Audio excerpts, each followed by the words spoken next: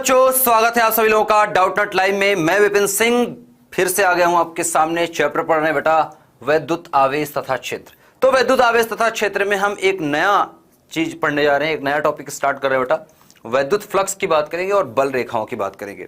वैद्युत बल रेखाएं बोलते हैं इसको। तो वैद्युत बल रेखाएं और वैद्युत फ्लक्स दोनों की हम बात करने वाले हैं इस चैप्टर इस लेक्चर में। तो लेक्चर नंबर पहुंच गए हैं, जल्द ही ये चैप्टर आपका खत्म हो जाएगा ये, क्योंकि अगर देखा जाए तो एक तरह से लास्ट टॉपिक जैसे इसको हम देख सकते हैं। थोड़ा सा भी कुछ बाकी है, कुछ सतहों के द्वारा भी आपको वैद्युत क्षेत्र निकालना सिखाना है, जो कि हम फ्लक्स के बाद सीखेंगे। ठीक है, तो वैद्युत फ्लक्स हम सीखने वाले हैं। वैद्युत फ्लक्स क्या है, कैसे है, जल्दी जल्दी से देखते हैं एक बार। विद्युत बल रेखाएं, इलेक्ट्रिक फील्ड लाइंस, इनको विद्युत बल रेखाएं बोलते हैं या विद्युत क्षेत्र रेखाएं भी बोलते हैं। इसको विद्युत बोलो या वैद्युत बोलो, बात एक ही है। ठीक है, तो वैद्युत बल रेखाएं या वैद्युत क्षेत्र रेखाएं भी इनको बोला जाता है। क्षेत्र रेखाएं, हम ये मानते हैं भौतिक विज्ञान पढ़ते समय, खास करके ये कॉन्सेप्ट पढ़ते समय हम ये मानते हैं कि जो वैद्युत क्षेत्र है वो वैद्युत क्षेत्र जो है, उस वैद्युत क्षेत्र में हर तरफ आवेश के चारों तरफ वैद्युत बल रेखाएं या वैद्युत क्षेत्र रेखाएं चारों तरफ मौजूद है, और जो आवेश से बाहर की तरफ या आवेश से अंदर की तरफ आ रहे हैं। ठीक है, अब वो धनात्मक आवेश है तो बाहर की तरफ है, ऋणात्मक आवेश है तो अंदर की तरफ है। सिंपल सी बात है। लेकिन ये कोई रेखाएं दिखाई देने वाली नहीं है, ध्यान से सुनना मेरी बात। ये कोई ऐसी रेखाएं नहीं है कि जो आप देख सके, ये काल्पनिक रेखाएं हैं। क्यों काल्पनिक रेखाएं माना गया? क्योंकि देखा गया कि जब एक धनात्मक आवेश के पास, जैसे एक धनात्मक आवेश प्लस क्यू की बात करें, ठीक है, धनात्मक आवेश प्लस क्यू के पास मान लो एक छोटा सा आवेश में ला के यहां पर रख दिया, यहां पर एक छोटा सा आवेश जबरदस्ती पकड़ के, ये धनात्मक आवेश है, परीक्षण आवेश, इसको इतनी दूरी पे लाके पकड़ा हुआ हूं और अब मैंने छोड़ दिया। तो मैंने देखा कि ये जो इसकी जो दिशा है भागने की, वो एकदम सीधा बाहर की तरफ थी। कैसी थी? एकदम सीधा इससे बाहर की तरफ। जब हमने ऋणात्मक के पास यही आवेश रखा, ठीक है, यही आवेश को मैं ले जाके, ये क्यू नॉट आवेश को, एक ऋणात्मक आवेश था, ठीक है, ऋणात्मक क्यू था, इसके पास मैंने यही आवेश इतनी दूरी पर रखा, क्यू नॉट जो कि धनात्मक है। तो देखा गया ये सीधा अंदर की तरफ, इनको मिलाने वाली जो रेखा है उसके सीधा अंदर की तरफ। ठीक है, मतलब ऐसा नहीं होगा वो मुड़ मुड़ के आ रही है या घूम के जा रहा है, ऐसे ऐसे घूमते हुए जा रहा है, नहीं, ये देखा गया कि एकदम सीधा जा रही है, एकदम सीधा अंदर आ रही है। और ये सिर्फ एक तरफ नहीं, इसके चारों तरफ रख के देखा गया, आवेश के चारों तरफ, आगे पीछे ऊपर नीचे दाएं बाएं हर तरफ रख के देखा गया, और हर बार पाया गया कि ये बाहर की तरफ भाग रहा है धनात्मक में एकदम सीधा, और ऋणात्मक के लिए एकदम सीधा अंदर की तरफ। ठीक है, बस दिशाएं अलग अलग है, लेकिन दोनों की प्रकृति वैसी, एकदम सीधा उसी रेखा में सीधा, मतलब ऐसा नहीं कि विचलित होकर भाग रहा है, दाएं बाएं हो रहा है, नहीं, एकदम रास्ते से एकदम सीधा जाएगा। ठीक है, एकदम सीधा। तो यह माना गया कि इसके चारों तरफ, आवेश के चारों तरफ जो क्षेत्र है, उस क्षेत्र की प्रकृति धनात्मक के लिए बाहर की तरफ है, और बाहर की तरफ होने के साथ साथ हमने ये माना कि जहां पर हम आवेश रख रहे हैं वहां पर एक कोई विद्युत क्षेत्र रेखा कुछ ऐसी है जो कि बाहर की तरफ जा रही है, और ये आवेश जो है उसी क्षेत्र रेखा पर गति करते हुए बाहर जाता है। तो हम यहां पर बात करते हैं विद्युत बल रेखाएं की। विद्युत बल रेखाएं विद्युत क्षेत्र के अंदर उपस्थित काल्पनिक रेखाएं होती हैं, या हम इसको थोड़ा सा इस तरह भी समझ सकते हैं कि हम ये मान सकते हैं कि जो विद्युत क्षेत्र होता है वो काल्पनिक विद्युत बल रेखाओं से मिलकर के बना हुआ है। लेकिन ये बल रेखाएं कुछ दूरी तक ही बल लगा सकती हैं या अनुभव कर सकते हैं इन रेखाओं की वजह से, कुछ दूरी तक, जहां तक क्षेत्र का प्रभाव स्ट्रांग है, ठीक है, वहीं तक अनुभव किया जा सकता है। अनंत पे जाएंगे तो इतना अनुभव नहीं होगा, या बहुत ज्यादा दूरी पे चले जाएंगे तो इतना ज्यादा अनुभव नहीं होगा, क्योंकि वैद्युत क्षेत्र रेखाओं की जो संख्या है वो भी घट जाती है, और इसके साथ साथ वैद्युत क्षेत्र रेखाओं की तीव्रता भी घट जाती है। अब वैद्युत क्षेत्र रेखाओं की तीव्रता मतलब कितनी स्ट्रांग है, ठीक है, कितनी स्ट्रांग, कितनी प्रबल है। तो आवेश के जितना पास रहेंगे, क्योंकि आवेश से ही निकल रही है विद्युत बल रेखाएं, विद्युत क्षेत्र रेखाएं, तो आवेश से देखो, तो जैसे मैं दो रेखाओं की बात करूं, जैसे मान लो मैं दो रेखाएं इधर की तरफ मैं फैलाता हूं, जैसे यहां से ये रेखा है और एक रेखा ये है। अब देखो दोनों को यहां पर अगर मैं पास में देखूं आवेश के, तो ये क्षेत्र रेखाएं पास पास हैं, लेकिन जैसे जैसे जा रही हैं दूर जाएंगी वैसे वैसे ये फैलती चली जाए, इनके बीच का कोण बढ़ता जा रहा है। तो क्या होगा, धीरे धीरे इनकी तीव्रता घटती जाती है। लेकिन सबसे इंपॉर्टेंट चीज ये है कि ये वैद्युत बल रेखाएं एक दूसरे को काटती नहीं। तो ये सबसे पहली बात, ये काल्पनिक होती हैं। दूसरा, ये आवेश पर बल लगाती है, मतलब एक आवेश दूसरे आवेश पर बल कैसे लगा पाता है, इसको समझने के लिए विद्युत बल रेखाओं की कल्पना की गई। और विद्युत बल रेखाएं क्या हैं, तो साफ साफ लिखा है। बल रेखा क्यों बोलते हैं, क्योंकि इसी बल रेखा की वजह से हम मानते हैं कि एक आवेश दूसरे आवेश पर बल लगाता है, क्योंकि आवेश तो अपनी जगह पर रुका हुआ है, उसके पास तो गया नहीं, फिर भी बल लगा पा रहा है। तो हम मानते हैं कि बल रेखाएं जो आवेश से निकल रही हैं वो बल लगाती हैं आवेश पर। ठीक है, अब कितना बल लगाएंगे, जितना इंटेंसिटी होगी, जितना तीव्रता होगी। जैसे सुने, विद्युत बल रेखा विद्युत क्षेत्र में एक काल्पनिक रेखा होती है जो इस प्रकार खींची जाती है कि किसी बिंदु पर इसकी दिशा अर्थात इसकी स्पर्श रेखा की दिशा उस बिंदु पर विद्युत क्षेत्र की दिशा के समान होती है। तो विद्युत क्षेत्र रेखाओं की जो दिशा है, एक तरह से आप स्पर्श रेखा वगैरह पर मत जाइए, विद्युत क्षेत्र रेखाओं की दिशा सिंपल सी बात वो है कि वैद्युत क्षेत्र की जैसी प्रकृति होगी वैसी ही प्रकृति है, और वैद्युत क्षेत्र की जो दिशा होती है उसी दिशा में विद्युत बल रेखाएं भी जाती हैं।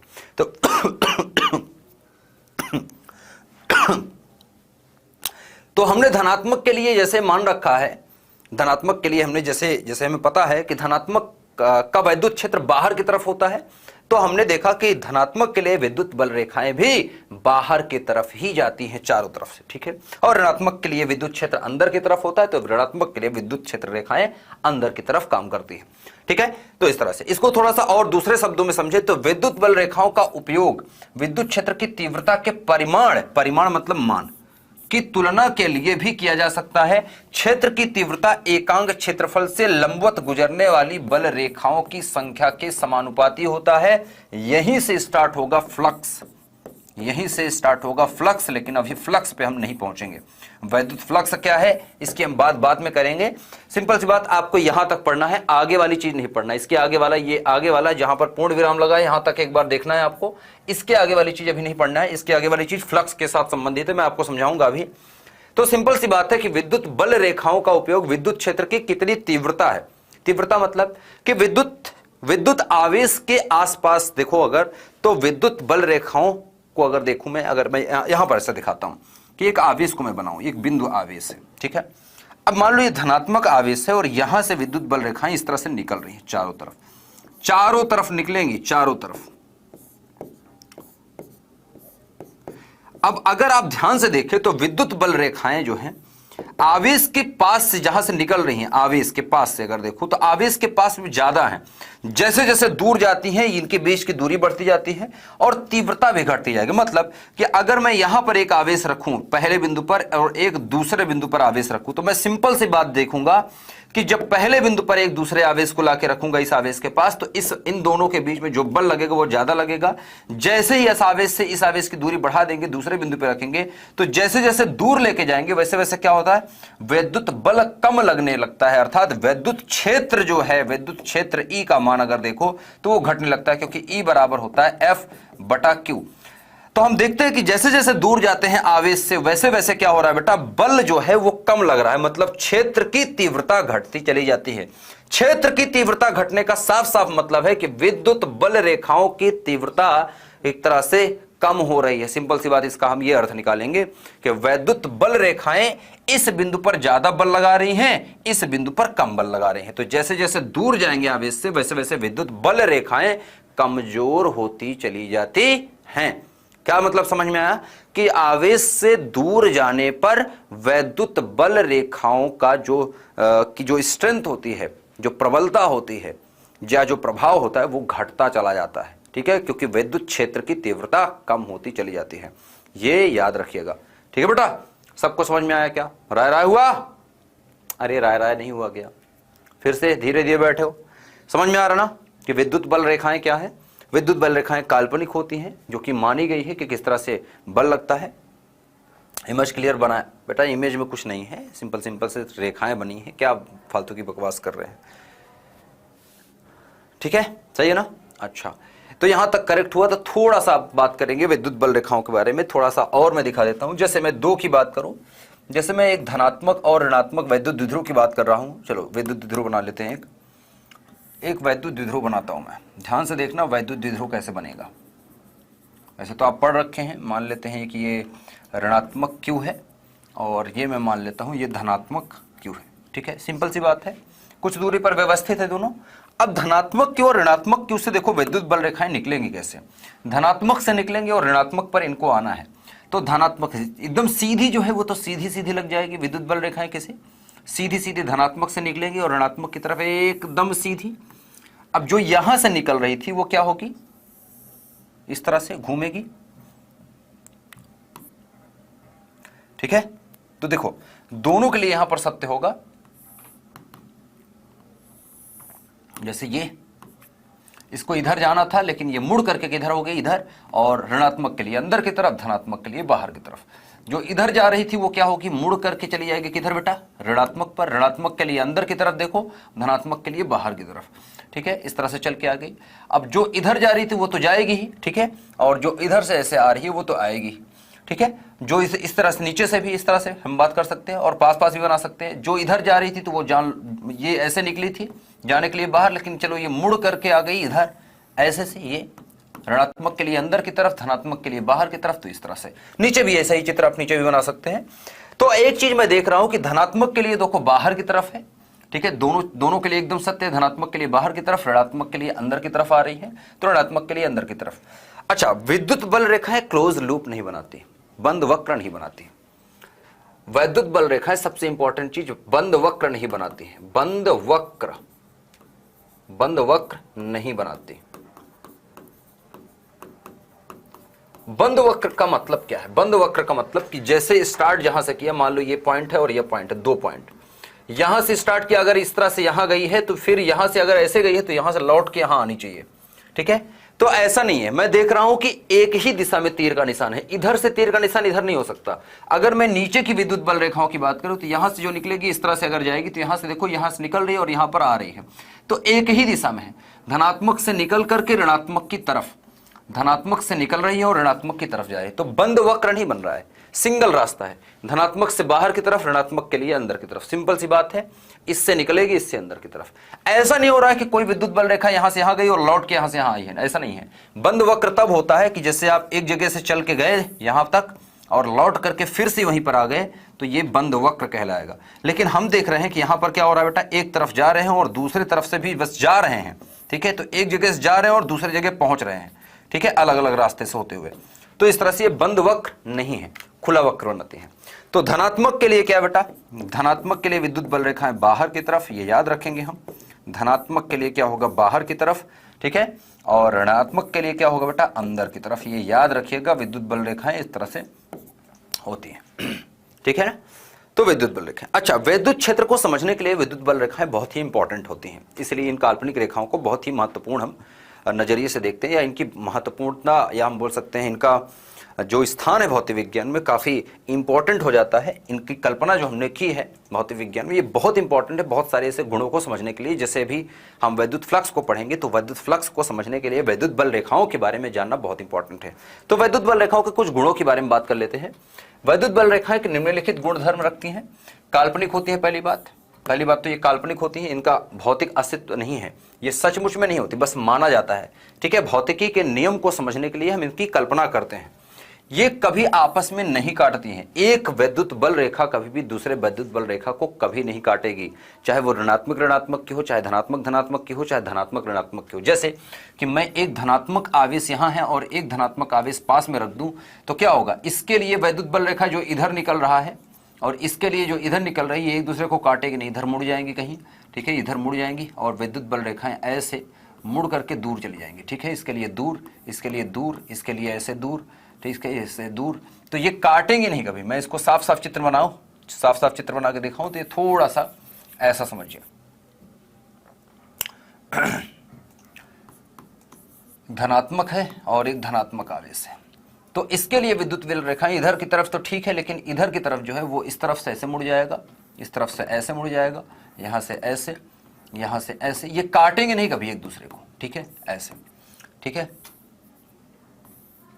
और इसके लिए जो होगा ये इस तरफ से ऐसे ऐसे, काटेंगे नहीं कभी, ठीक है, एक दूसरे से दूर भाग जाएंगे बस।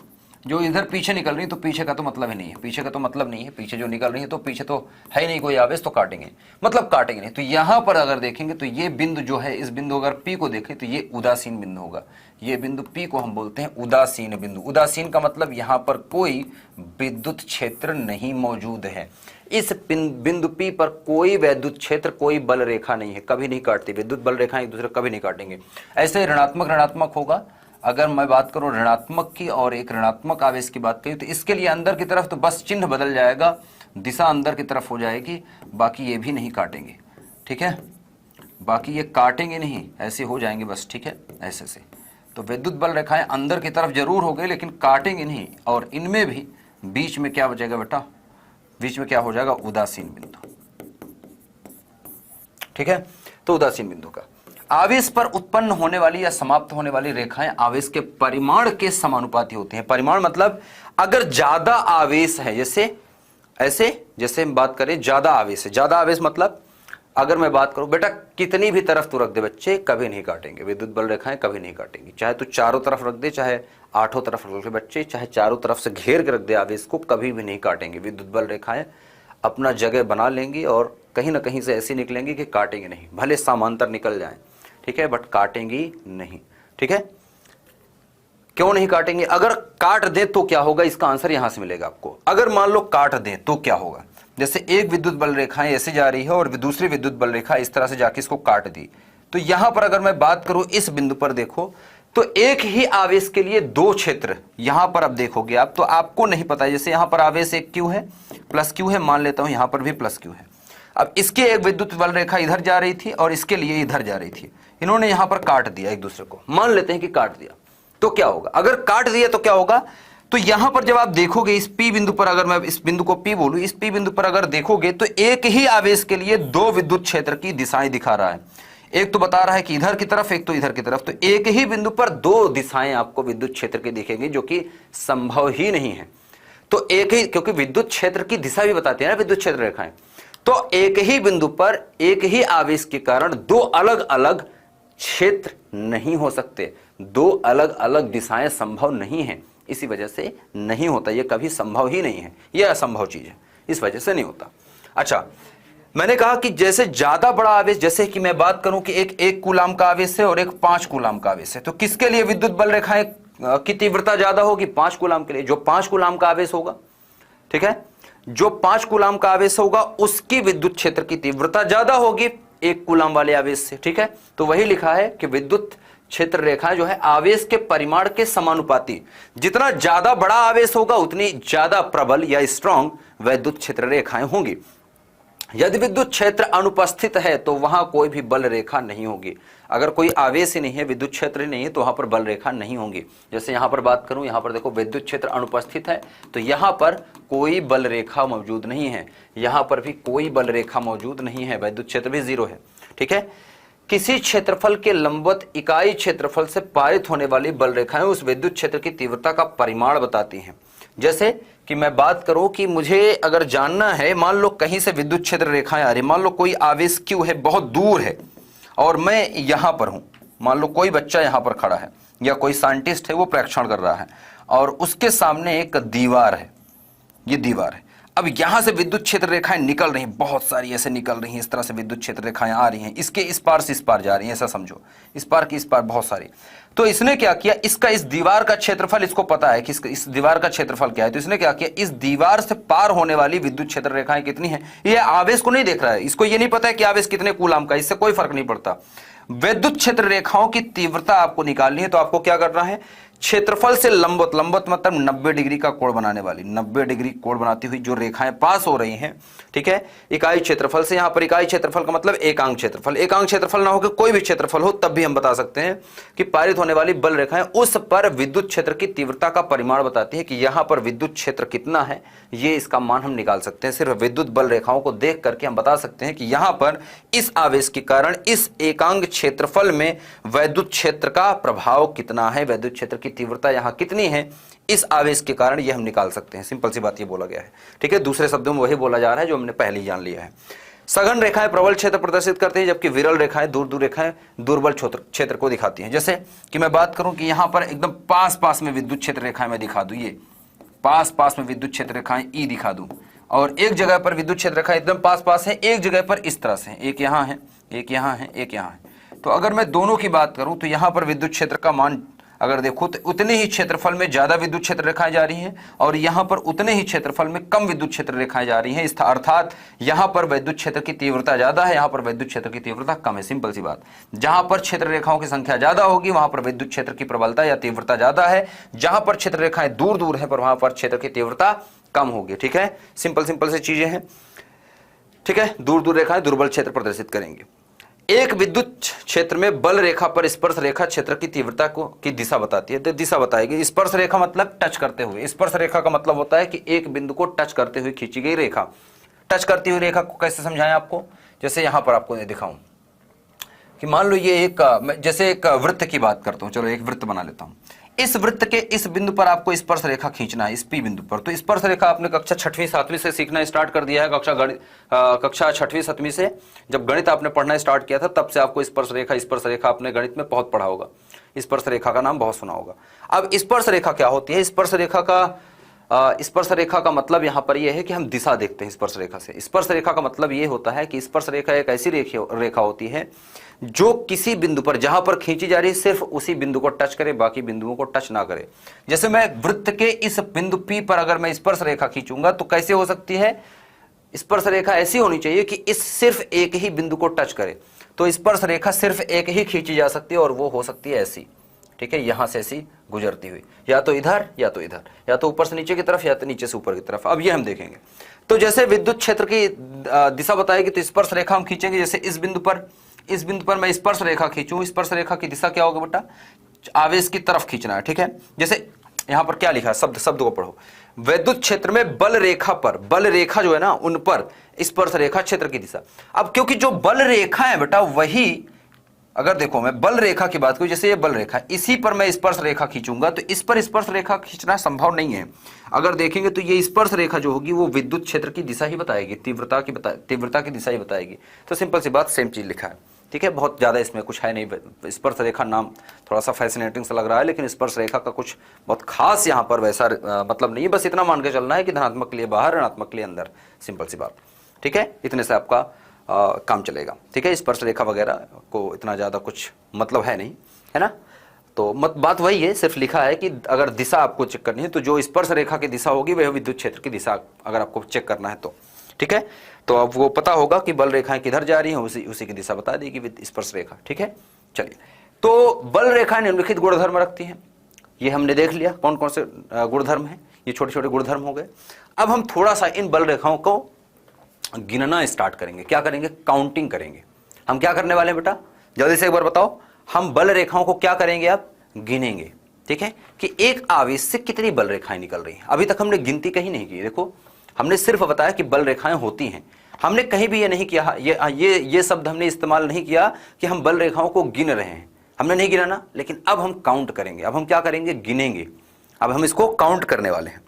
ठीक है, हम इसको काउंट करने वाले हैं, गिनने वाले हैं। लेकिन गिनने के लिए हमें क्या चाहिए? हमें जगह पता होनी चाहिए कि कहां से कितनी निकल रही है। तो कोई एक जगह होनी चाहिए। जैसे कि मैं बात करूं कि अब एक बल रेखा को ऐसा समझिए आप कि जैसे एक बल्ब होता है ना, ध्यान से सुनना। जैसे आप समझिए कि एक बल्ब है कमरे का, ठीक है, घर का एक बल्ब है। तो जैसे ये बल्ब है, अब बल्ब जब आपने जलाया तो क्या हुआ? बल्ब से चारों तरफ प्रकाश निकलता है ना। तो बल्ब को आवेश समझना है आपको। बल्ब को ऐसा समझिए कि यही आवेश है। ठीक है, बल्ब को आप समझिए कि ये आवेश है और ये बल्ब ऐसा है कि चारों तरफ प्रकाश कर रहा है। ये बल्ब जो है चारों तरफ प्रकाश कर रहा है। अब ये जो बल्ब है इसको आवेश की तरह आपको मानना है और धनात्मक आवेश की तरह है ये। ठीक है, तो एकदम राय राय करते हुए समझना है आपको।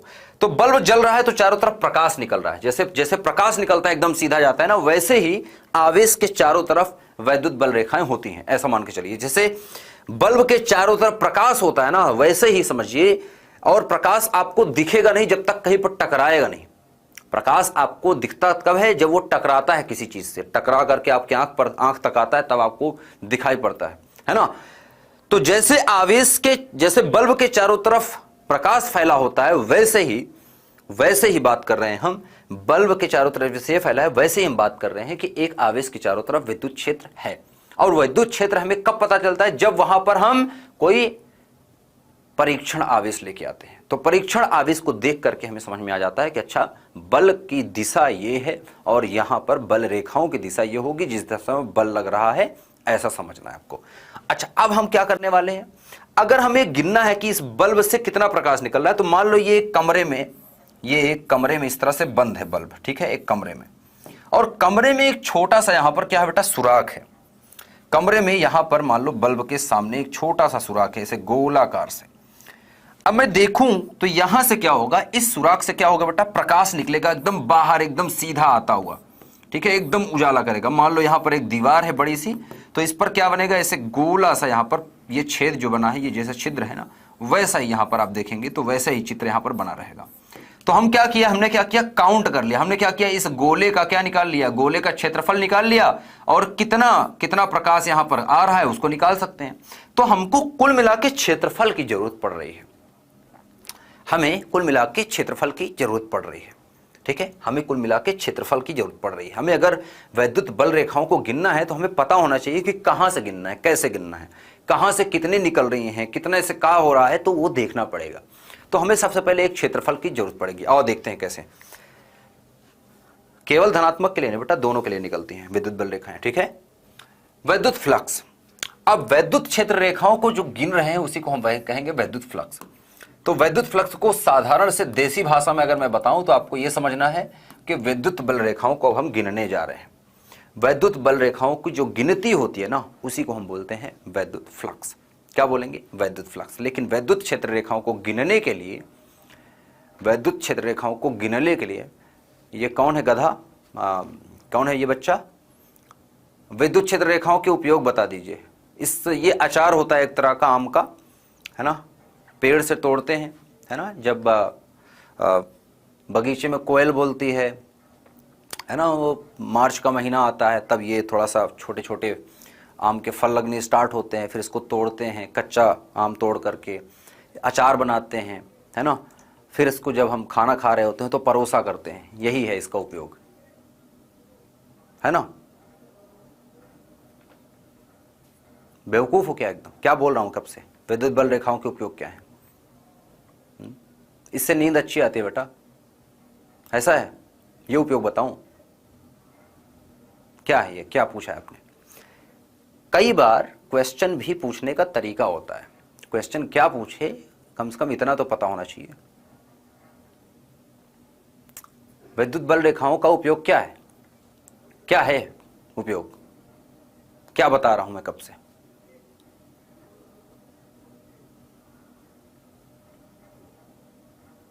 मजाक चल रहा है क्या यहां पर?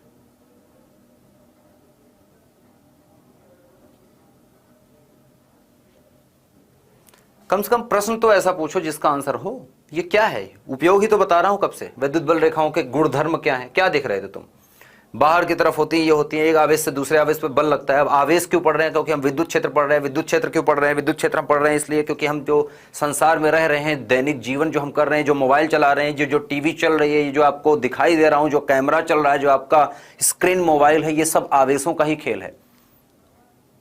तुम्हें क्या लग रहा है किसका खेल है? कक्षा 10वीं में करंट नहीं पढ़ा क्या? करंट क्या होती है, विद्युत धारा क्या होती है? करंट मतलब विद्युत धारा। विद्युत धारा क्या होती है? आवेशों के प्रवाह को विद्युत धारा कहते हैं। तो जो करंट जो जिसके वजह से तुम ये चला पा रहे हो, mobile phone, TV, internet, fridge, cooler, हर चीज आवेश के कारण ही हो रहा है, ठीक है। तो अचार नहीं है ये, बेवकूफ। कुछ बता रहा हूं सुना करो, गधों की तरह प्रश्न मत पूछा करो। पहले समझो, सुनो, जानो, उसके बाद क्वेश्चन क्या करना है कम से कम ये तो पता हो आपको, ठीक है। तो क्वेश्चन भी तभी आप कर सकते हैं जब आप चीजों को समझ रहे हैं। सही क्वेश्चन करिए, ठीक है। अच्छा, वैद्युत फ्लक्स, इलेक्ट्रिक फ्लक्स की बात कर रहे हैं। इलेक्ट्रिक फ्लक्स को फाई से निरूपित करते हैं बेटा।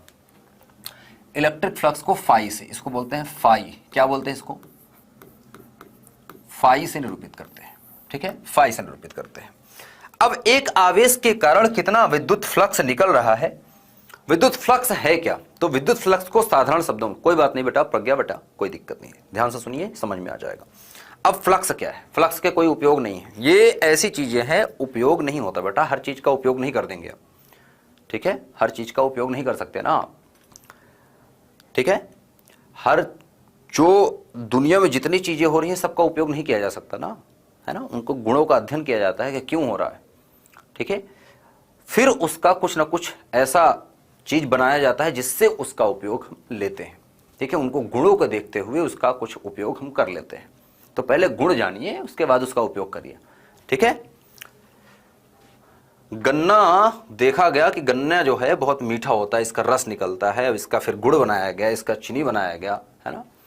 तो पहले उसका क्या पता चला कि उसका, हमने देखा गुड़ क्या है, तो मीठापन है इसमें, है ना, खाने में मजा आ रहा है, तो उसका उपयोग किया गया, क्या किया गया, शक्कर बनाई गई, है ना। तो ये सब चीजें बाद में उपयोग, पहले उसके बारे में तो जानो, पहले जानो तो है क्या, ऐसे उपयोग करने लगोगे। अब पता चला तलवार आपको मिल गई और आप उससे तलवार से कपड़े सिलने का काम करोगे तो क्या होगा, फट जाएगा कपड़ा। तो पहले उसके गुण तो जान लो कि तलवार है क्या, फिर उसका उपयोग कर लेना जहां आपको जरूरत पड़ेगी, है ना। अब तलवार का आपको चाहे सब्जी काटने में उपयोग करो, चाहे फिर आप पेड़ काटने में उपयोग करो, चाहे फिर आप जानते हो क्या करता है उससे, ठीक है।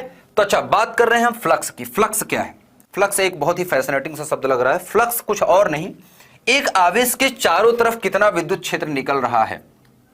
कोई आवेश जो Q है, इसके चारों तरफ विद्युत क्षेत्र जो निकल रही है, विद्युत बल रेखाएं जो हैं, विद्युत बल रेखाओं की संख्या को गिनेंगे हम।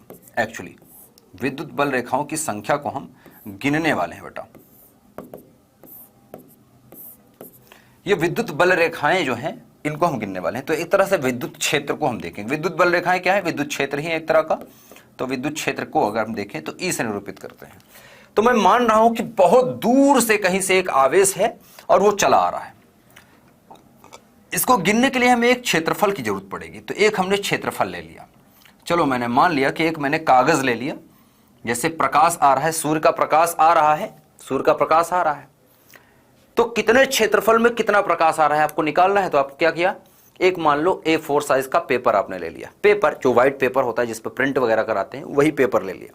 उस पेपर को आपने कर दिया ऐसे धूप में और उसकी परछाई देख ली कि कितना बन रहा है और कितना प्रकाश रुक रहा है, इससे कितना प्रकाश रुक रहा है, तो इस पर कितने प्रकाश की किरणें गिर रही है। तो सिंपल सी चीज आप गिन के निकाल सकते हैं कि इतने क्षेत्रफल पर इतना प्रकाश गिर रहा है। तो अगर 1 किलोमीटर में आपको निकालना है कि कितना प्रकाश गिर रहा है, तो आप निकाल सकते हैं।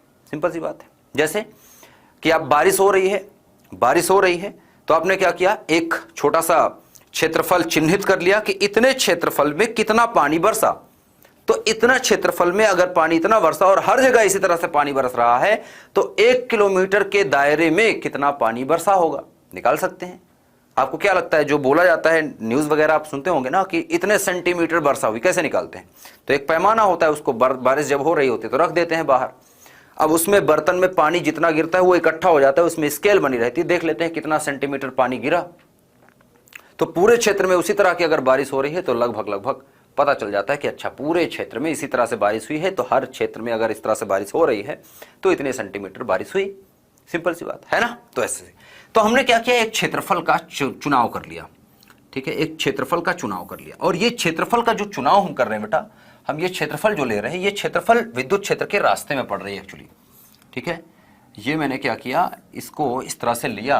क्षेत्रफल भी बनाना बड़ी अजीब सी चीज है, थोड़ा सा ध्यान से करना पड़ेगा, ठीक है। तो ये एक क्षेत्रफल इसका ले लिया और इसका क्षेत्रफल मैंने पहले से ही कैलकुलेट कर रखा है कि इसका क्षेत्रफल कितना है बेटा। इसका क्षेत्रफल है, मान लेते हैं इसका क्षेत्रफल जो है वो A है और A सदिश के रूप में एक्चुअली दिखाएंगे। इसका क्षेत्रफल सिर्फ मान लेते हैं कि A है। A क्या है, क्षेत्रफल है, या आप चाहे तो इसको S भी लिख सकते हैं, सरफेस एरिया, या इसको आप चाहे तो S लिख सकते हैं। क्षेत्रफल को S भी लिखते हैं, सरफेस एरिया बोलते हैं ना, तो या तो एरिया बोलिए या तो सरफेस एरिया बोलेंगे, तो S भी लिख लेंगे, सिंपल सी बात है। अब मैं क्या कर रहा हूं कि मैं देख रहा हूं कि यहां से विद्युत बल रेखाएं इस तरह से कहीं से बहुत दूर से एकदम समांतर विद्युत क्षेत्र, एक समान विद्युत क्षेत्र इस तरह से आ रहा है, इस तरह से बहुत सारी। इसको ऐसा समझिए कि तीर आ रहा है और आपके पास ये ढाल है, ठीक है। तीर इस तरह से आ रही है और आपके पास क्या है बेटा, ढाल है, ठीक है। इसको ढाल समझिए और आपको इससे छुपना है। तो आप ये समझिए कि कितने तीर इस ढाल से रुक जाएंगे। सिंपल सा समझिए कि कितनी तीर इस ढाल से रुक जाएंगे और आपको उससे बचना है। तो देखा आपने कि एक तीर रुक गई यहां पर, दूसरी तीर ये, तीसरी तीर ये, चौथी तीर ये, पांचवी तीर ये, और इस तरह से बाकी की तीर निकल गई, चुपचाप से बाकी की तीर निकल गई। तो आपने देखा कि विद्युत क्षेत्र रेखाएं एकदम तीर की तरह आ रही हैं और से निकल रही हैं। तो इस क्षेत्रफल से इतनी रुक गई, आपने बच गए। या तीर आ रही थी, तीर की तरह इसको समझ लो ना कि तीर की तरह आ रही है, मैदान में, लड़ाई वाले मैदान में आप खड़े हैं, इस तरह बच रहे हैं। अब आपने देखा कि अब इसकी सबसे इंपॉर्टेंट चीज ये है कि जो क्षेत्र है, क्षेत्रफल का भी दिशा होता है। जैसे मैं कागज का पेज लूंगा तो कागज के दो सतह होंगी, एक तो इस तरफ और एक पीछे की तरफ, दो तरफ होंगी ना, एक कागज का एक पेज इस तरफ एक इस तरफ, तो दो तरफ पेज होंगे ना, दो तरफ पेज।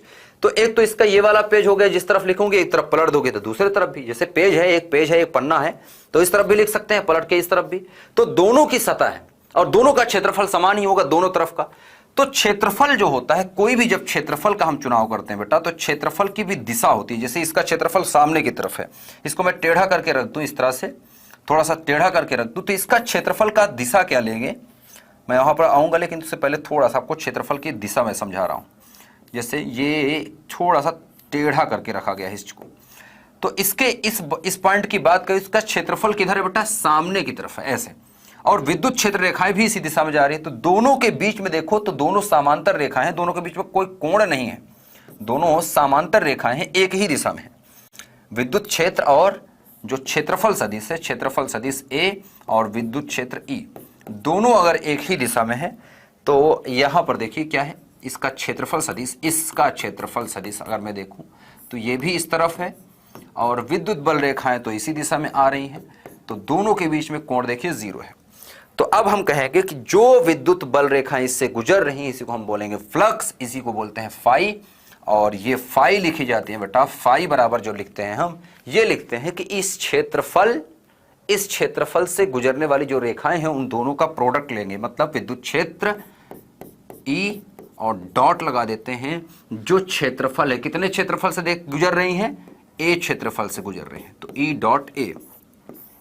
फ्लक्स जो है अदिश राशि है, ई डॉट ए के साथ इस तरह से लिख लेंगे, और यहां से इसको मैं आगे लिख दूं तो फाई बराबर आ जाता है ई ए कॉस थीटा। अब ये कॉस थीटा कहां से आया, कैसे आएगा, इसकी बात मैं करूंगा कल, फ्लक्स के बारे में थोड़ा सा आपको पढ़ के आना है, पढ़ के आएगा और थोड़ी थोड़ी चीजें आप देख के आइएगा। क्विज का टाइम हो रखा है, क्विज की तरफ चलते हैं, ज्यादा इसमें टाइम बर्बाद नहीं करना है, बस थोड़ा सा इसमें आपको बता दिया कि एकदम समांतर विद्युत क्षेत्र रेखाएं आ रही हैं, उसको एक क्षेत्रफल हमने चुनाव कर लिया है, इस क्षेत्रफल का हमका मान पता है, हमने देख लिया कितने विद्युत क्षेत्र रेखाएं इस पर गिर रही हैं, जितने विद्युत क्षेत्र रेखाएं गिर रही हैं और उसकी तीव्रता को हमने ई लिखा, डॉट ए लिखा। इस क्षेत्रफल से गुजरने वाला जो फ्लक्स है उसको हमने कह दिया कि फाई है। ये जो फ्लक्स है, जो विद्युत बल रेखाएं जो रुक रही हैं वो कितनी है, फाई है, फ्लक्स, ठीक है, इसी को हमने फ्लक्स बोल दिया। अब ये जो फ्लक्स हैं इसके बारे में हम, इसके गुणों के बारे में हम नेक्स्ट लेक्चर में डिस्कस करेंगे। फिलहाल क्विज के लिए तैयार हैं क्या, क्विज के लिए तैयार हैं क्या, क्विज के लिए तैयार हैं क्या, तैयार हैं, चलिए तो क्विज की तरफ चलते हैं जल्दी से। पहला क्वेश्चन ये रहा, जल्दी बताइए एक बार।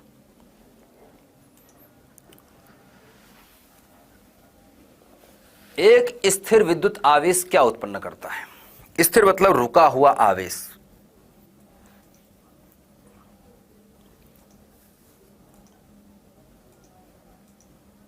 जल्दी बताइए बच्चे। एक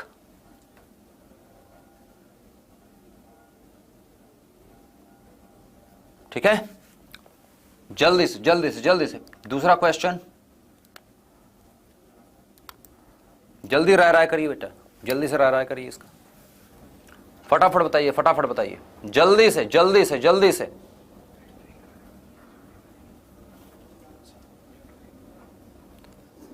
हाँ जी बच्चे, हो गया, चलिए मैं आंसर बता देता हूं दोनों क्वेश्चन का, फटाफट से देखते हैं दोनों क्वेश्चन का आंसर क्या होगा, ठीक है, जल्दी से देखें, आ जाओ। पहला क्वेश्चन है बेटा, एक स्थिर विद्युत आवेश उत्पन्न करता है क्या, तो एक स्थिर विद्युत आवेश, एक आवेश रुका है तो इसके चारों तरफ क्या होता है, विद्युत क्षेत्र होता है, विद्युत क्षेत्र ई, ये तो बता रखा है। तो चुंबकीय क्षेत्र का उत्पन्न करेगा, मैं आपको पढ़ाऊंगा, सिर्फ अभी के लिए है विद्युत क्षेत्र, बी नंबर करेक्ट है, और ये जो गलत लिखा ये तो ठीक है। चुंबकीय क्षेत्र उत्पन्न कर सकता है, लेकिन कब करेगा यह आपको पढ़ाऊंगा मैं तीसरे लेक्चर में, तीसरे चैप्टर में, ठीक है।